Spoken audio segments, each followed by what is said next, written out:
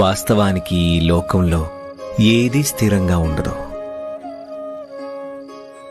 అందుకనే ఒకవేళ నీకు కనుక నీ మంచి రోజులు గడిచిపోయాయి అనిపిస్తే అందుకు నువ్వు ఏమాత్రం బాధపడకు. కానీ గుర్తుంచుకో, ఒకవేళ సమస్య బాగోలేకపోతే ఈ కష్టకాలం కూడా ఎంతో కాలం ఉండదులే. ఇదంతా ఒక చక్రం, కాలచక్రం. ఇది ఆగకుండా తిరుగుతూనే ఉంటుంది. అందుకనే ఎప్పుడు కూడా కష్టకాలానికి భయపడకూడదు. అలాగే మంచి రోజులు వచ్చినప్పుడు వాటిని చూసుకొని గర్వపడకూడదు.